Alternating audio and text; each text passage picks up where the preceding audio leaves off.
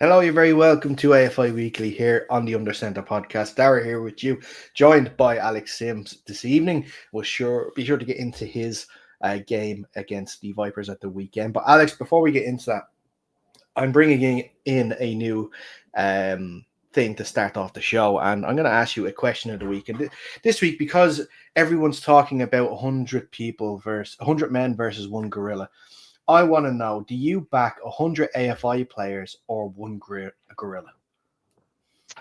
Yeah, I mean, depends who you're, who's getting involved. Uh, I think, let's say if I'm involved in it, absolutely the 100. I think the 100 AFI players can take the gorilla, but only because I would approach it with peaceful tactics. You know me, vegetarian, I'm a bit of a pacifist. I just make peace with the gorilla and we become boys. Yeah. And to be honest, I'd become friends with the gorilla, and Ty Henry would be trying to message him, getting him to join the Mavericks. So, like, I think it'll be a winning combination. We got a new D lineman.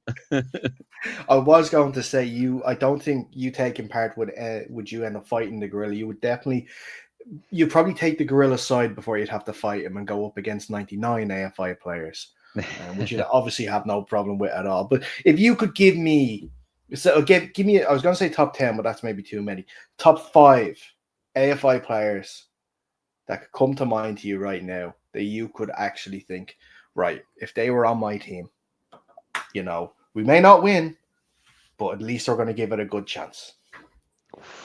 Yeah, you're putting me on the spot here. I think we're gonna have to go with some big guys to go man to man with the gorilla. Maybe try hold him down, and then maybe some quick guys to try and get some shots in. So let's think. Let's go Robbie Alexander from the Knights. Yeah, Good he'd start. be one of Yeah, my yeah. one of my big guys there. Um, maybe trying to think who else.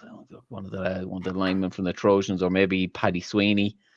To get two big Yeah, guys there to, yeah. to, to hold them down. That might do a decent job. And then who can just go through a gorilla, um, like no one else. Who hits you're trying to think like maybe Kenny McCarthy there from the Rebels, the linebacker. He's hit some Mm-hmm. big running backs in his day there. Give me Brandon Atwell. Absolutely, give me Brandon Atwell. Good call. He can Yeah, good call. definitely do some damage. And for a final one, I'm I'm gonna go from my own team, and I'm gonna go Finn O'Donovan, because he's small, he's undersized, but there's no way the gorilla is getting hands on him. I've Mm-hmm. always said about Finn, you could do a one-on-one drill with Finn inside the phone box, and he'd beat you out of there untouched. Like, Yeah. he's slippery, hard to get a hand on. So I reckon he could definitely do some, get some sneak damage in there, evade capture for a good while, maybe tire the gorilla out and beat him there. Mm-hmm. So Yeah. that's my I five like there. I like that 5. I like that 5. I was wondering because you're going quite strong and heavy there with the first 4. You're trying, like you're saying, you're going man on man, and then you kind of try to get the speedster as number 5, which is good. I would go for a sort of 2 and 2, heavy and speedster, and you took one of mine in Robbie Alexander for sure, because he's probably about the same height as the gorilla standing up anyway, so he would definitely make it into the team. I would have to get, and this is, if we're going from our own team, I'm going to have to go for a bit of bias, because probably as wide as a gorilla is Lee Toomey, Hmm. one of the linemen for the Rhinos. He would be able to go man on man with him too. And then you need 2 quick guys, I think. And I think that Finn is a good show. I like Finn for sure. But I think what you're going to need to see also is you're going to need to see Dougie from UCD. That man cannot be tackled either. So he's going to have to be in with a shout of that too. And it's a tough one then on the other side. Maybe you'd want someone who also that he can't catch, and I'm gonna go for someone that has only arrived in the AFI but has made a big splash since he's done that, and that's a Rayshon Boswell, because he can't be catched either, and he cannot be tackled. And then For my fifth guy, see, this is where it gets a little interesting. I'm going for the sacrificial lamb that will keep the gorilla occupied, destroying him because he knows he's not going to get away. And that's, of course, Mr. One-legged himself, Sean McVay, is going to have to sacrifice himself. He's only got one knee, so he's already halfway dead anyway. So I think he will have to be the sacrificial, and then so the other lads can get the job done. There's going to always in war, there's collateral damage. Absolutely. That's yeah. It sounds like we've got a solid squad there, and that's only 10 we've named. So surely 100 lads that have enough to take. Well, look, after you facing them on Sunday, I'm sure there's a few Vipers lads that will make that list as well, both on the offensive and defensive side, which we will get into in a little bit. A few comments came in too, and this is the Harambe episode that you've been waiting for all these years. And all I do is I try and please you, Alex, and this is how I could do it for you. And then, of course, R.I.P. Harambe. And Alex, the only gorilla I want to wrestle. Absolutely. That's some compliment. Some compliment saying that you were like a gorilla. I like that. Fair play. We have 4 games to review tonight, and then we have another 4 games to preview as well this weekend. So after the week break, we are straight back into things. We're going to start in the Premier Division on Saturday night's game, the Friday Night Lights game, our Saturday Night Lights game, I should say. That is the Battle of Belfast. The Trojans take it 44 points to 13. Dom Lynn with 5 passing touchdowns and a rushing touchdown on top of that. 2 of them were to Michael Ferris, 1 to James Lynn, 1 to Max Dimitrov, and 1 to Noah Ben-Hameen. Rayshon Boswell also contributed with a customary rushing touchdown, which he gets at least every game at this stage this season. On the night side of things, Liam Moores made his return at quarterback, and he connected with Mari Cassie late in the 4th quarter. Malcolm McCurry had a rushing touchdown as well. After a long pass from Liam Moores to Zach McDowell, and put them in the red zone so they could punch the score in. A convincing victory for the Trojans in this game. They continue their perfect start to the season. They, of course, had only their first. This was their homecoming game as well this year in Darramore. Obviously, everything they do when they're up in Darramore is fantastic. They put on a great spectacle. Anyone that hasn't been to a game in Darramore, I fully recommend that you do go and see one. Saying that, I still haven't had the chance myself, but it will happen this year, I promise. Yeah, on the night side of things, very disappointing for them to probably not be as close to the Trojans as they would have hoped at the start of the game. You know, I wonder, Alex, and we talked about this previewing the game, whether you go with Liam Moores or whether you continue with the hot hand and Zach McDowell. They decided to go with Liam on his return. In hindsight, would you still agree with that decision, or would you have maybe gone with Zach in this game? Oh, I think it's a really tough decision to make. They had to choose, one way or the other. And I think if they had lost, the other way around, with Zach at QB, they'd have probably been cursing that they didn't start Liam. I think, I think it's always the best play to have your strongest players available, and putting Liam Moores in a quarterback. And Zach might be as good a quarterback as Liam is, but Zach is also a fantastic wide receiver. So I think putting all of your strengths out there, I think was probably the way to go. So I wouldn't hate on the move too much. It seems like the Trojans were ready for either player, and they defensively performed very well, and obviously, as we've seen offensively, they were also immaculate. So I can't really pick too many holes with for the Knights for making that decision. But it looks like the Trojans were going to rule the day regardless. Oh, you're on mute, Daragh.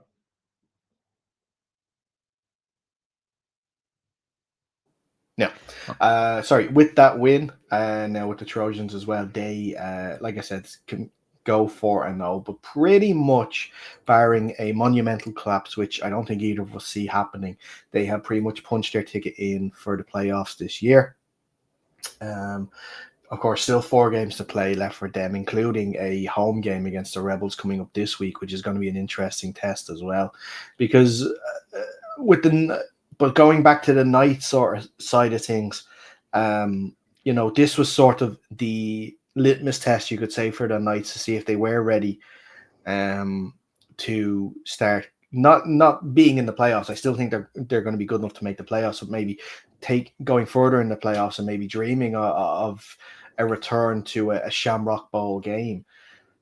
Perhaps this game kind of shows maybe they're one more year away to just fine tune a couple of things before they can really challenge and get to the Shamrock Bowl. Yeah, I think offensively they are a very young squad, so there is still development to be done there. Like they're an excellent team, but there is still some development to get done. You learn from late games like these where you get beaten by a team who's clearly better than you. They'll be looking at the tape. They'll be trying to learn from it, and there is of course a chance we see a rematch of this in the playoffs. And the Knights will be keen to ensure that the margin is significantly lessened and probably want to even, have a chance of winning that game. So they'll be doing everything they can to learn from this game. Again, there's no pushing the panic buttons or anything. We kind of said that if the Knights could win this or keep it close, that would show us that they certainly have the potential to play in the SBC. With the margin of victory for the Trojans, I think it's clear that there is a top two in this division, and it is UCD and the Trojans, and then there is that gap to who's going to take up those third and fourth seeds. At the minute, I'd still definitely be pegging the Knights to make an appearance in one of those slots. But I think that they agree with you that they don't potentially quite have the firepower yet to take one of these teams on in the playoffs and down them and end up in a Shamrock Bowl. But stranger things have happened, so we'll see what happens in July. Yeah, I'm not saying it to put down the team in any way. We'll stress that point. They are a team that is on the up. They are a team, even just seeing the sort of numbers on the sideline from the tapes we've seen this week, the club is in a very healthy state, which is fantastic. They have a very successful flag and youth setup as well. So that helps that conveyor belt of talent coming through to the seniors all the time. So they're doing the right things, which is great to see. Like that, Liam and Zach especially are products of the youth team, and that's how they've come up, and that's how they've been able to perform as well as they have from a very young age. They've had those years of playing football even in the youth ranks, and that's why youth football, every team should try and set up a youth program. It's an easy way to sort of get players in as often as you can. For both teams next up, the Rebels are traveling to Darragh this Saturday to take on the Trojans, and then on Sunday the Cowboys travel to Belfast to take on the Knights on Sunday. So a quick turnaround for both teams, for the Trojans to continue that momentum and for the Knights to get back on track.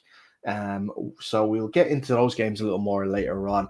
Going to Sunday in the Premier Division, the South Dublin Panthers 6, the Cork Admirals 36. On the Panthers side of things, Jason Vanocchini had a passing touchdown to James O'Leary. Just on a side note for James, I think it was his first proper game back since he did his ACL over a year ago. So congratulations to him on getting the touchdown on that. Jay Kennedy had 3 passing touchdowns on Sunday. 1 to Michael Halliday, 1 to Aaron Hogan, and 1 to Adam Jer. Jake himself had a rushing touchdown, and so did Marty Mulray. With this win and with a result that we'll get to later on in Division 1, it also means that no team this season is going to finish 0-8. So that's a positive. That's a good thing. No one is going to have a losing season this year. We've had them too many over the last few years with teams. It's good to see that teams are able to sort of not celebrate, but being able to put wins, or in the case of the Panthers and the Vikings and the Stags and the Giants at this moment in time, at least some sort of draw, so that because nothing's worse than the feeling of losing. Alex, do you see that as a positive in the leagues as a whole? Not having any team that is getting finishing 0-8. or is it that teams are coming to sort of their natural tiers, if you know what I mean?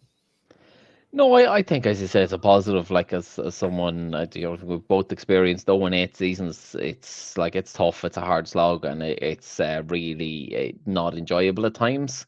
So you always want to be out there picking up points, however they come.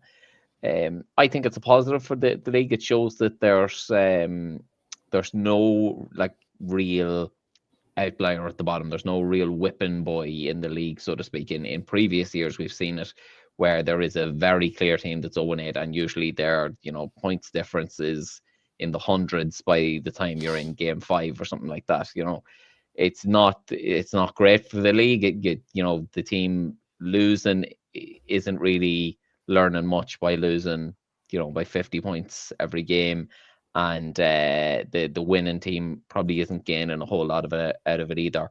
So seeing that everyone now has picked up points, and teams have also by and large looked competitive in a lot of games as well, I think that's a good thing for the league. It kind of shows that there is a certain like low, there's a floor for the standards of the league, and that is getting higher. I think that can only be looked on as a positive. Mm-hmm. On the game itself, good. Cork finally able to get over the line and get that win. Also, finally able to sort of get some points on the board. That's what we wanted to see this week. With the 36 points, is that enough for you to think that they are going to be fine for the rest of the season, or do you still think you need to see a little more? I think it's a fine start, certainly. It's what we talked about. We wanted to see points. It's a lot more than they had scored to date. The ball was spread around plenty as well. 3 passes from Jake to 3 different receivers. Marty Muller even getting in on the action, running in a short touchdown there. So I think the Admirals are going to be happy with their day. I'm sure they probably think there were things out there that could have done better, but it's all about getting that connection with your wide receivers and getting the offense moving the ball. It's really going to be interesting now, the Admirals' next game, because I think they're playing the Rebels, and that could be a really key one in deciding who gets that 4th seed there, 3rd, 4th seed, obviously, because the Knights are still up in the air as well. So those last 2 seeds now, that's going to be a really key game for deciding who finishes up in one of those spots. Yeah. And for the Panthers side, just from being at the game on Sunday and from what I saw, I feel like they're going to kick themselves. I feel like that despite the scoreline, despite losing by 30 points, I feel like that they should rightly think that they could have won that game. They moved the ball quite well in a number of drives, but it was, an inability to convert the 4th and short here. It was, maybe a silly pick there, that they came close to, getting more scores on the board, making this game tighter, which would have been interesting to see.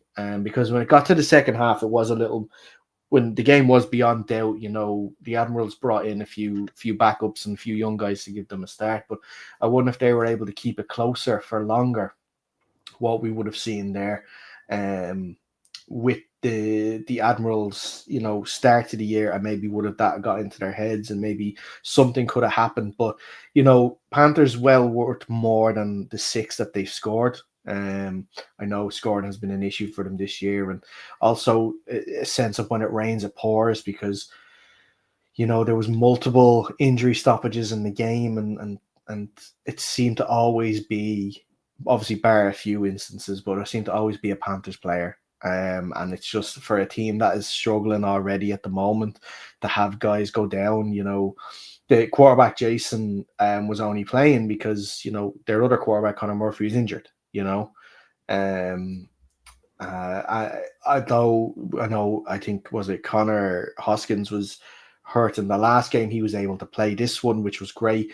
He wasn't on as much on both sides, which was probably the right thing to do, because the likes of him, Luke Carey, the O line is really an unsung hero of the Panthers, I must say.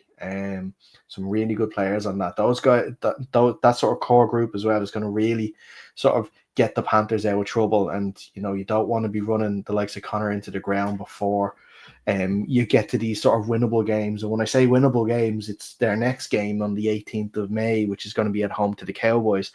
That game is crucial because I fear they lose that game and it could be curtains, because I don't see a win coming anywhere else on the board when they still have to play the Trojans again. They still have to play UCD, and they still have to play the Knights, I believe, as well. Mm-hmm. So that'll be I can't see any other win coming along there. If they don't beat the Cowboys, it's going to be a long end of the season for them, and I fear for what could happen. On the Admiral side of things, like you mentioned, they go up against the Rebels on the 17th of May, which is interesting because the Rebels would have just played the Trojans. So if the Rebels lose that game and the Admirals then win this game against the Rebels, they have the tiebreaker over the Rebels. And if it comes to who has to finish 5th or 4th, with that tiebreaker, it could be absolutely crucial. Mm-hmm. Yeah, absolutely. I think, look, for the Panthers, it's been a really hard slog of a season. They're probably got the most important match of their season now in 2 weeks' time. So good to hear that there was some positives to take from it, that they were moving the ball, and there's certainly things they can look at to try and improve that going forward and get some scores, because the Cowboys have hardly been free scoring either. So if they can move the ball, and it might only take, say, 2 scores to beat the Cowboys. So it's good to hear that there was some positivity. It wasn't all just one-way traffic necessarily. I think they're in a really tough spot with injuries as well. It's kind of been the season from hell for them. It's certainly been the worst season the Panthers have had in a long time. Possibly since they were, the Dragons or something like that. We're going back a long time.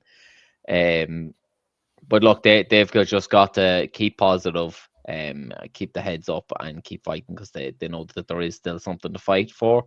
I do worry for them if they were to lose that game against the Cowboys and then really have nothing left to fight for, how the rest of the season plays out. But they're not going to be worrying about that for now. They've just got to focus on this Cowboys game and putting all of the things in place that they can to enable them to come out with a win. Yeah, absolutely. Moving on then to the Division 1 game starting on Saturday. We had our first draw in Division 1 of the season. That was the Antrim Stags 16, the Causeway Giants 16. For the Stags, Scott McLean had 2 passing touchdowns, one to Jay Burton and one to Owen Delargy. I hope I pronounced that correctly. I'm very sorry. On the Giants side of things, Nathan Chapman also contributed with 2 passing touchdowns of his own, one to Ronan McCluskey and one to Ruin Austin as well. The Giants and the Stags get their first points of the season. I guess it's a strange, strange coming out of this game and seeing the reactions of both teams. Not in a bad way, but with the Stags being just a new team, their aim for this year was to just make sure they play every game and then see what happens. And they have done that so far, and now they're after getting their first points on the board after this game on Saturday. With the Giants side of things, they also started 0-3. They wanted to win this game. They were desperate to win this game, obviously, to get the season back on track. A draw is not the end of things. It makes, the run for the playoffs tougher. It means there's no more mistakes allowed if they want to make top 4. But it's still technically possible. But Alex, your sort of view on this game after seeing, I don't know if you got to see any tape of it yet, but your view of the 16-16 draw. Well, look, it's certainly a happier point for the Stags. All credit to them. They went out there, got the first points or first point of the club's history. That is absolutely something to celebrate. No matter what way you slice it. It was against another team that were 0-3, but that is a point to celebrate. Fair play to the lads. I think we sort of, I think speaking collectively, I would say we all were slightly skeptical about the Stags' fortunes, how they were going to fare this season. And I think they've proved us wrong, like considerably. I've been really impressed with their ability to stay in games, and their ability to put up points. I think like we probably judged them on how the Jets and Razorbacks sort of clubs seasons ended the last 2 years, really, and didn't really give them much of a chance. But they've kind of proven that they've got a culture there that's separate to maybe the culture of the two of those clubs, and they've maybe made some changes at a certain levels, whether it's coaching or board level, and they seem to be doing things right at the minute. This is, yeah, as I said, this is definitely a point to celebrate for them, and they'll know that their work isn't done. They've got more games to play. They've 4 games left, or 3 games left now Yeah, to play. 4 games. Four games left to play. Four. They'll be playing each one of those games with I think a little bit more bounce in their step now. They've got a point. Like it's not a win, sure. It's definitely not a win. They'll still be looking for that, but you you've sort of you've kind of shown yourself to be something. You've got a point. You've put it up against a team who were Shield winners last year. The Giants went home with a trophy at the end of last season. So it's it's not like they're beating a nobody out there or drawing with a nobody out there. So I'm going to give them huge credit for this, and fair play to them. And yeah, look, they've got 4 more games to go out and show what else they have for us. On the Giants side of thing, they're going to be disappointed with that. They're going to come out of this disappointed. They've got to be massively disappointed with their season as a whole. It it has been an unlucky season in a lot of respects. They're 0-3-1 with a points difference of -17, I think, is it? Like Yeah, they're a yeah. couple of whiskers away from having some wins and being right in this playoff mix. But at 0-3-1, I think that it's going to be really difficult for them to make the playoffs now. Uh, they've got a lot of good teams left to face. Now they've shown that the good big teams isn't necessarily a struggle for them. They narrowly lost out to the Minotaurs, who are a great team as well. But it's not been able to finish these matches where they've Mhm. gone ahead in or played against teams that they finished above last year. They're really going to be ruining some of their offensive output. But look, they're going to take it as a learning team. They are a young club, relatively speaking.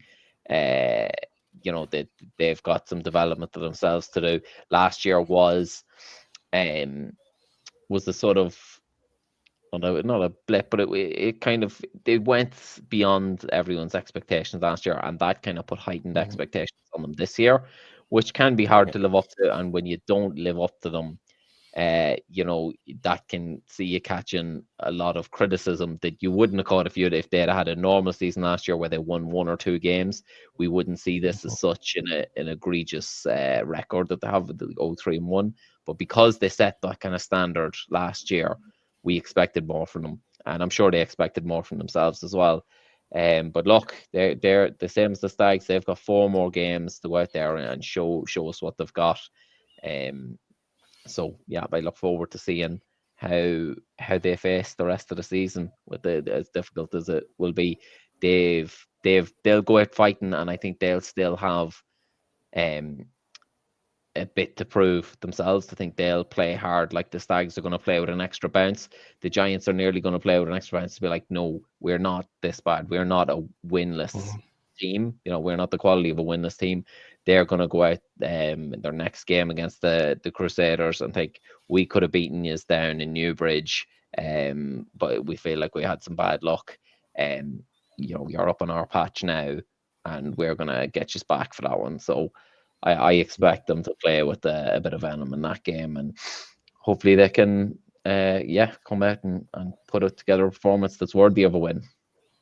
Yeah, it's why I'm not exactly ruling them out of playoffs just yet, because they still have to play teams that will be in that conversation with them to get into playoffs, so they can still have a say in who's going to make playoffs. Because, like you mentioned, their next game's at home to Kildare, the return fixture after the previous one. They then go to yourselves in Loud. They then go to Dublin to face the Rhinos, and then they finish up at home to the Eagles.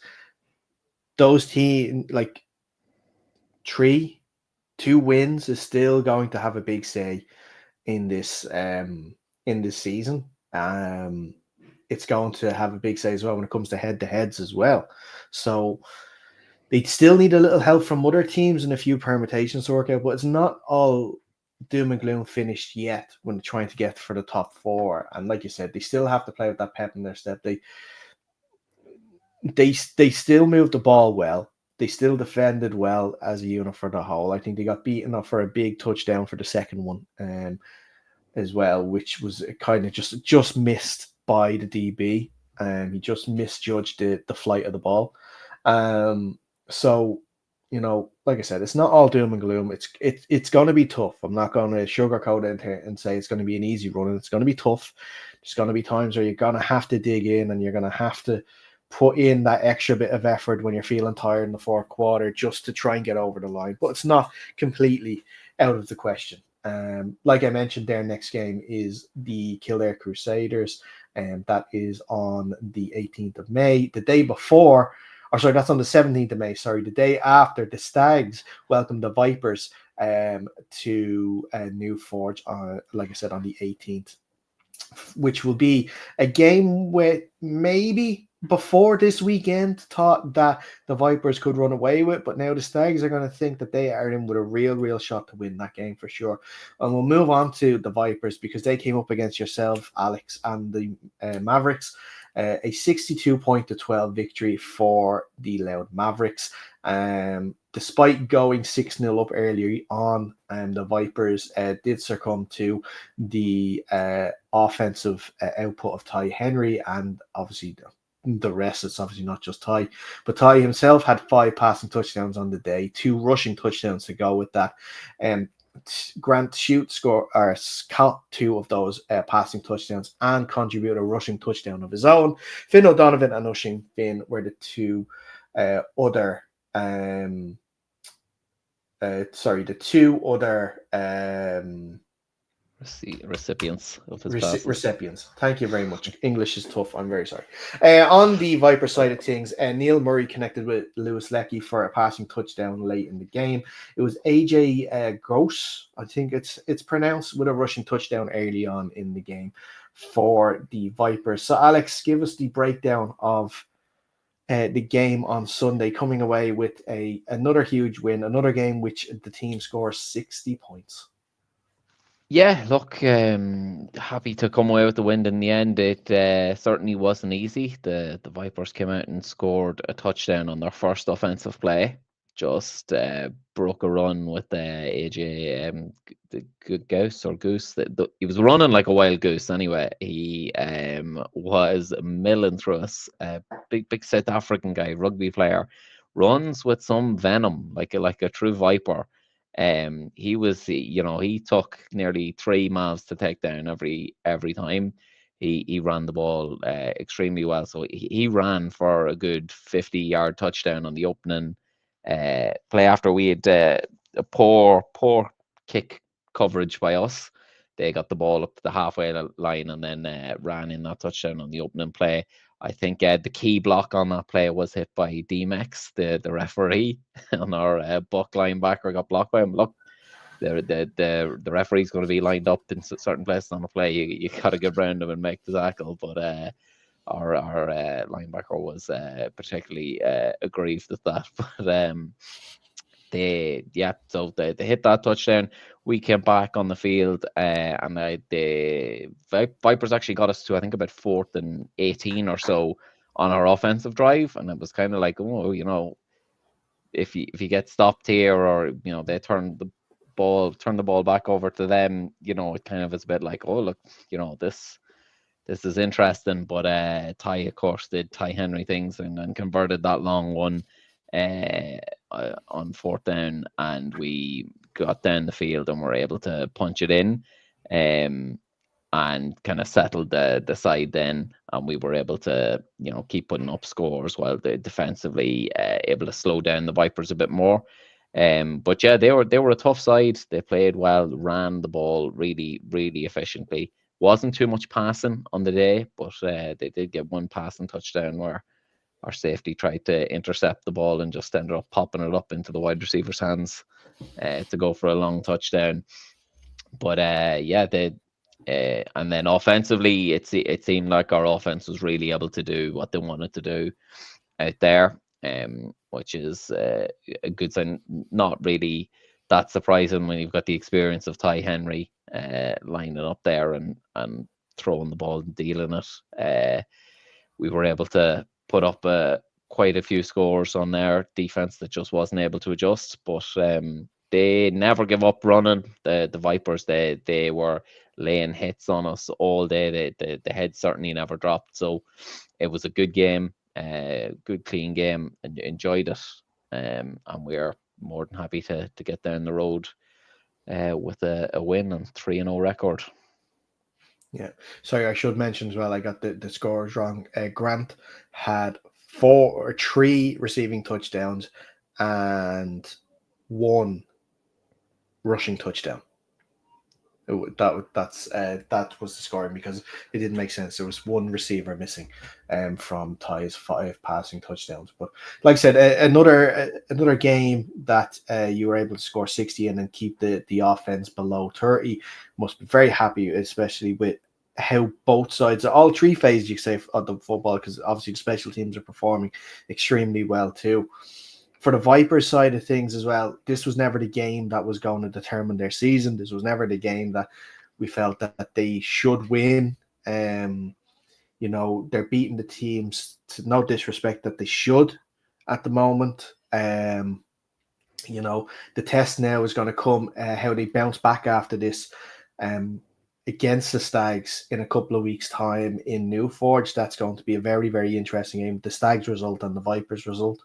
Yourselves, Alex, and the Mavs welcome the Minotaurs this Sunday to Dundalk. Your technical homecoming game, considering the other one was not played. The first home game was not played in Dundalk, so that's going to be exciting for sure.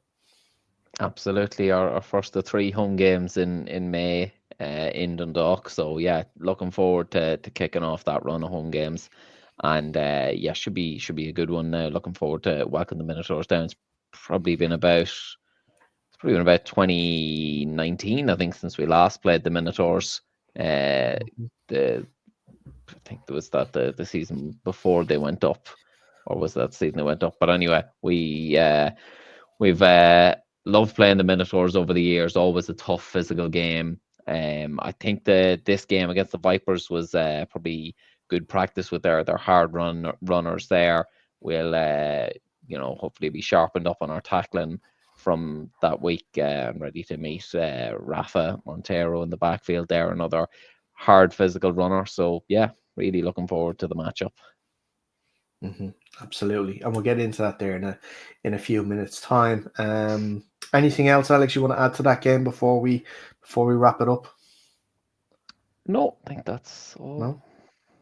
Excellent. Excellent. That is a review of last week's games. Moving on to this week's games.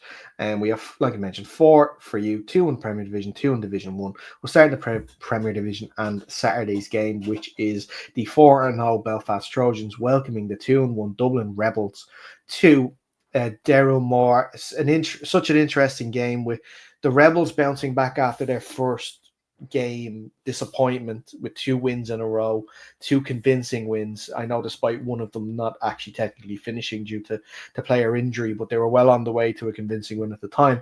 And then the Trojans, obviously 4-0,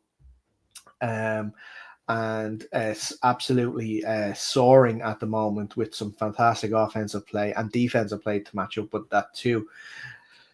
crucial, Alex, for me in this one is the matchup between Kenny McCarthy and Rayshon Boswell. I think that's it. If Kenny can keep Rayshon from breaking out runs and can keep him quiet, the Rebels have a huge chance in this game. Yeah, look, it's a big test for the whole Rebels defense. I think they will be a test that they've not seen since that week 1 game against the UCD squad. So it's going to be a really interesting one. As you said, like in that last match the Trojans played, we saw a different Trojans. Like we are having called the Trojans a Russian side this year.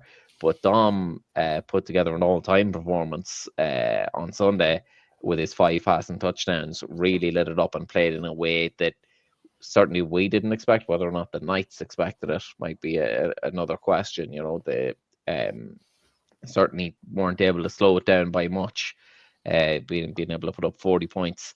I think that's probably going to be the barometer as well for how well the Rebels are and can they get one of those playoff spots. What is the margin versus what the margin the Rebel or the Knights put up against the Trojans? Can their defense slow down that attack where, if Kenny is selling out to stop Rayshon, is Dom going to be able to put 5 touchdowns on them again? Or are they going to have to maybe rethink and be a bit more balanced, play, be a bit more honest and play both the run and the pass? Because now we've seen that the Trojans can do it with both styles. I think that's definitely going to be a key question for the game. Yeah. And with the Rebels as well, sticking with their defense for the time being. And while we're talking about them, the one thing that the Rebels I don't think have been able to do enough for their own liking, and I'm sure they'd be the first to tell you, is consistently pressure the quarterback, rush the quarterback. Like you said, if it is the case where Kenny is able to look after, whether it's not just Rayshon, they have a plethora of rushing attackers there that they can go to. It's not just Rayshon, but if they decide then to put the ball more in Dom's hands, the pass rush has to make sure it gets home, or the pass rush has to make sure that it's disciplined to keep him in the pocket, because his legs can be just as dangerous as Rayshon, and we've seen this season, actually, because he's been playing quite well this season, he can definitely hurt you through the air too. Yeah, no, exactly. You're 100% right. And that's probably going to be the key battle there. As you said, it's definitely going to be involving Kenny and what can he do to sort of control his unit there and keep the Trojans on the back foot and not have them just building up momentum and being able to put together 40 points like they did this weekend just gone. Mm-hmm. And then on the Rebel side of things, obviously they have been starting to use Sam Doran's legs a lot more, and using him as a different type of weapon as well as passing, which has been really good. Pete McMahon has played fantastically since he's come back now to play in Ireland too. And with Tommy Breslin getting the 3 touchdowns last week, he is going to be on a high and want to continue that run too. But it's not going to be easy against this Trojans defense that has been, especially in the backfield, ball hogs and have been just taking the ball away from quarterbacks. Yeah, again, also it's going to be a huge test for Sam, a young QB, against this really good Trojan secondary. The likes of Max Dimitrov is a threat to take away the ball anytime you put it in the air. So it's going to be, the Rebels are going to have him really prepared. I think they've had a nice amount of time to prepare for this game, whereas the Trojans will have had all of their focus on the Knights and will now be shifting to Rebels. So I do think the Rebels might have a slight advantage there in that they'll have been able to prep a lot more than the Trojans will. So it'll be interesting to see what they can come up with offensively, and can they yield more scores than the Knights did last week. Mm-hmm. So predictions, who are you going for? I think the Trojans win it and keep rolling, but I'm going to say the Rebels keep it closer than the Battle of Belfast was. Okay. Yeah, I think I agree with you. I think at the moment the Trojans are more of a team ready than the Rebels. This year was going to be a rebuilding year for the Rebels after the amount of losses they sustained. So yeah, I think the Trojans to win this game and I think it's playoff clinching if they win. I think it's officially playoff clinching. Um Sounds right. You know. um sorry, Paul. Sorry. We have to be honest. That's the one thing that we're always here with you. We're always going to be honest.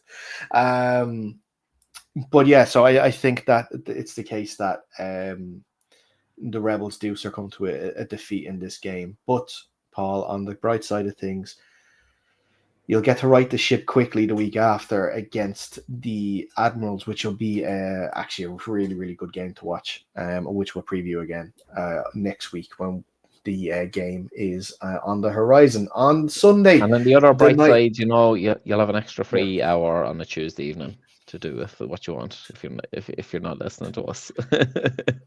exactly. There's probably 100 better things to do than listen to us, but we appreciate that you do and that you have up to this time. And look, we'll send you off to pasture and be in the podcast ways. Thank you very much for that.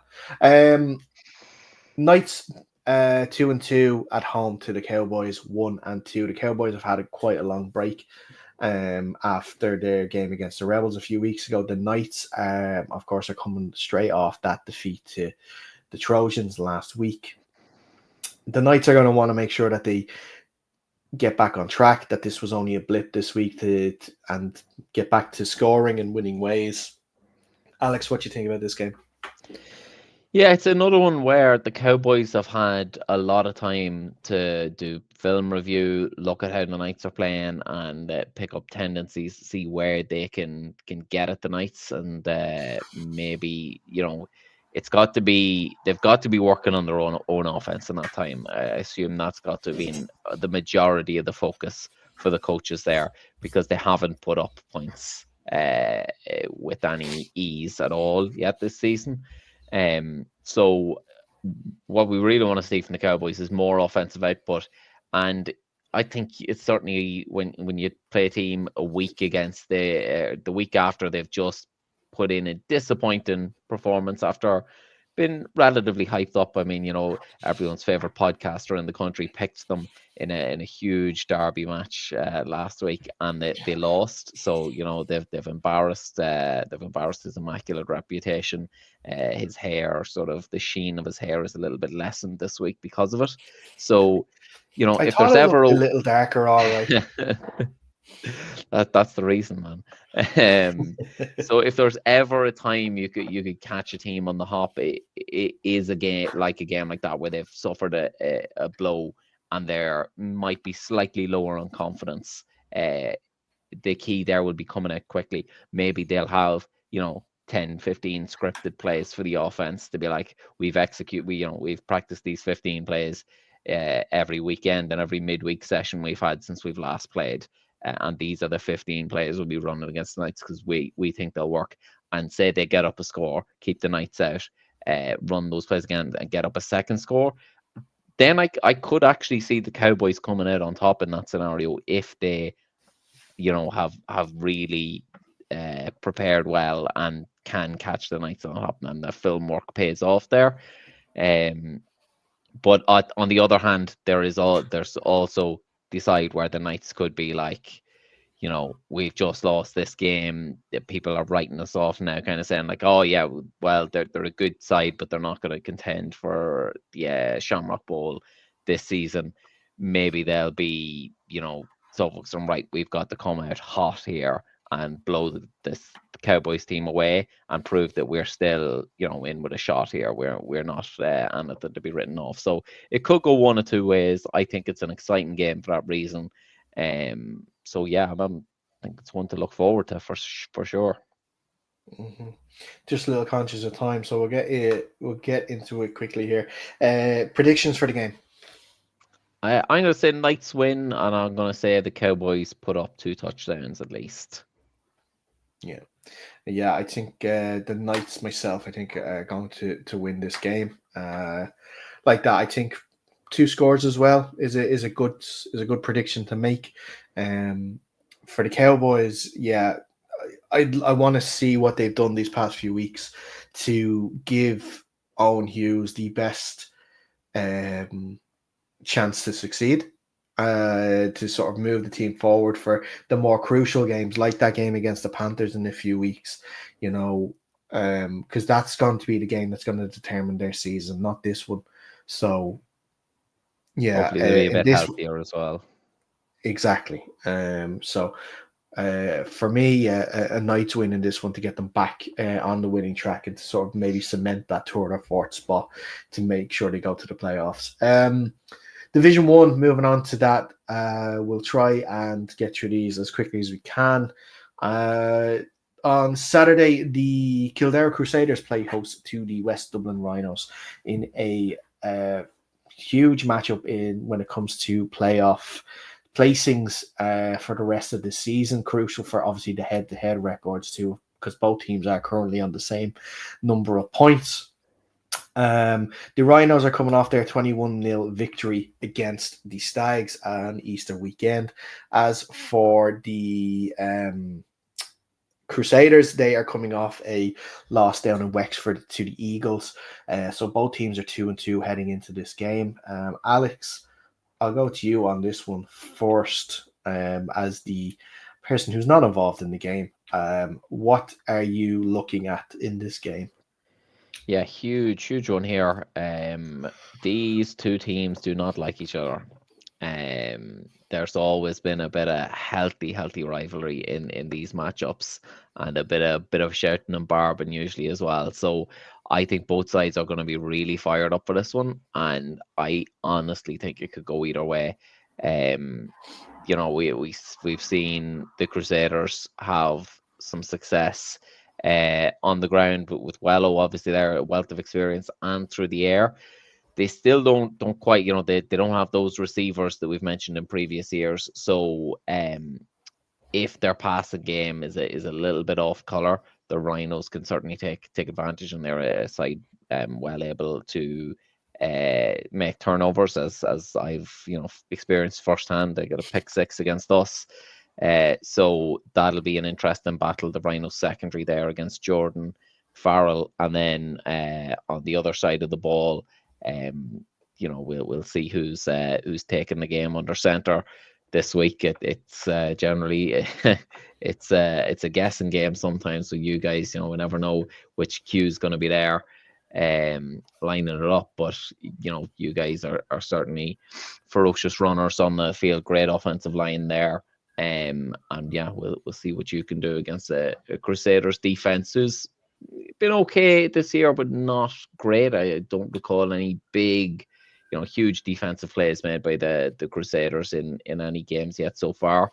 I could be wrong on that, but yeah. So I think it's going to be a good test. I think both units match up well, so I think it's going to be possibly the game of the weekend in terms of drama, anyway. It's going to really shock you now on Saturday when you see a certain number 79 rock out now at under center taking those snaps. Something must have had to gone very, very, very, very wrong for that to happen now. Snapping the ball to yourself as well. Well, that would have to have been what would happen, because we must have no one left at all if that's the case that I'm taking the ball under center. That'll never happen. Or will it? No, it'll never happen. It will never happen. Alex, prediction for the game. I'm going to say the Rhinos win this one narrowly on the last drive of the game, kind of a job. Excellent stuff. Your check is in the mail there for that. Thank you very much, sir. Moving on to you say the game of the weekend for the Rhinos and Crusaders. I think the game of the weekend now is going to be on Sunday in Dundalk. Top of the table clash between two undefeated sides. The Westmeath Minotaurs make the trip up to take on the Louth Mavericks. Like we mentioned, 4-0 versus 3-0.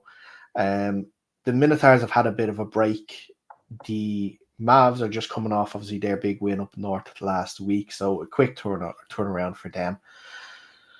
It's such an interesting game, you know, despite you know, despite they've been in a lot of closer games maybe than they would have liked. Case in point, the game in Causeway against the Giants, whereas the Mavericks so far have blown away any team they played.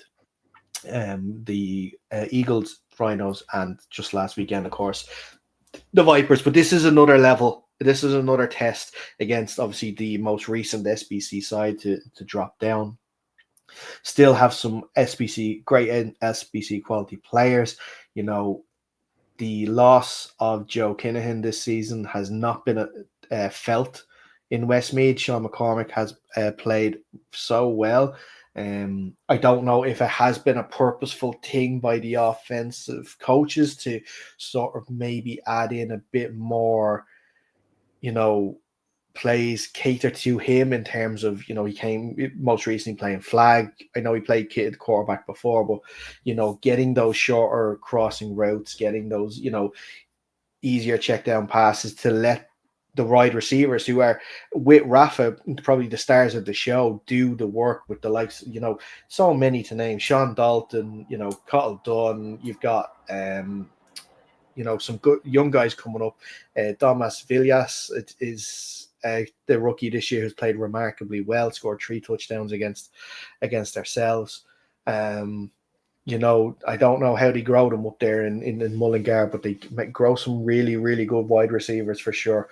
On your side of things, like I mentioned, it's kind of hard to talk about in terms of like we know how good we can see how good you've been this year.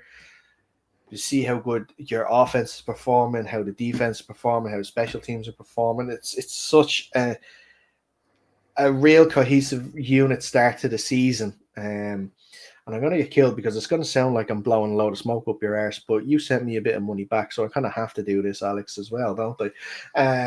But how's the team looking ahead of this weekend? How are the bodies? Are they healing? Hopefully, no injuries coming out of the game on Sunday for yourselves, and hopefully a full panel to choose from.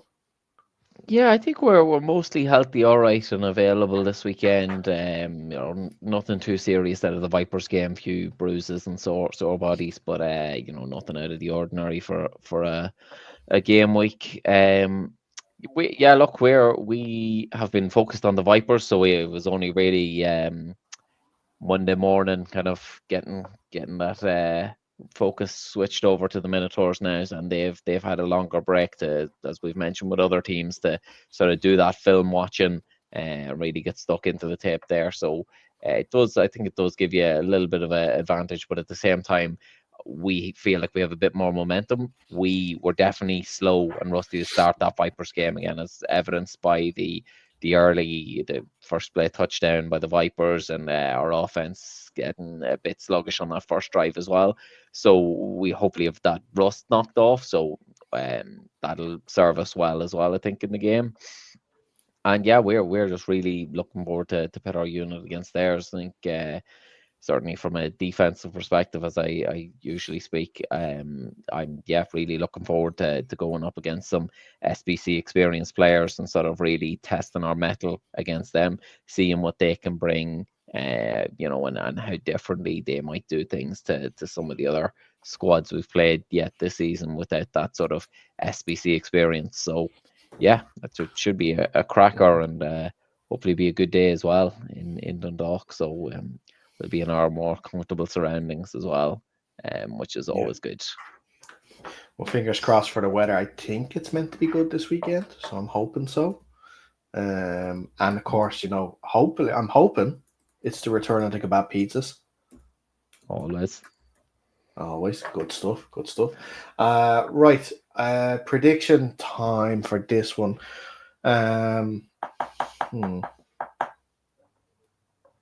Yeah, I'm going to go with a Mavs win on this.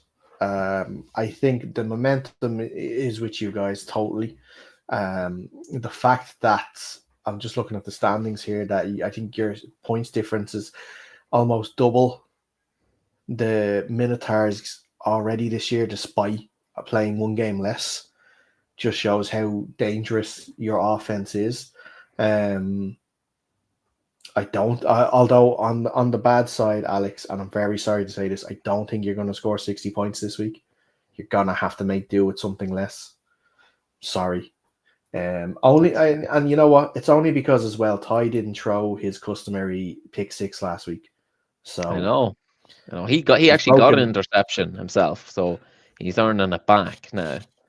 We He's kind of said to him actually where we're like, you've got some work to do here. So he put himself on for a few plays defensively and came away with an interception, of course.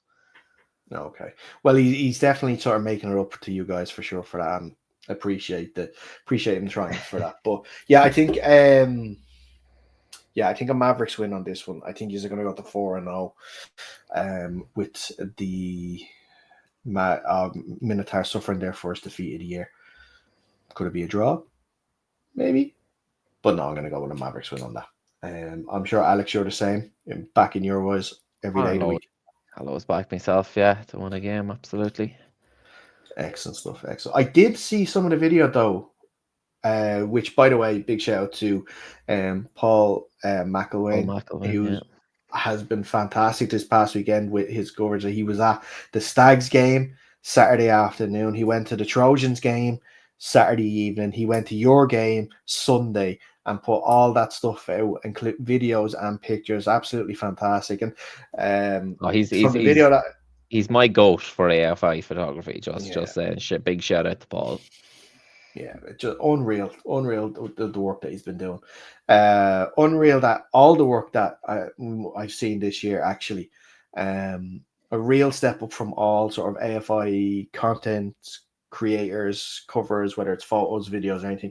Huge step up. It just shows how much interest we're getting in the league now, and it's great for guys to get that sort of exposure for themselves, for especially the ones that want to take it to the next level. There's loads of game tape and stuff for them there too, and everything. We love to see it. But I must say there was one. I think it was one of your 2-point plays where normally you would be under center, but I saw a Mr. Harty there playing under center instead.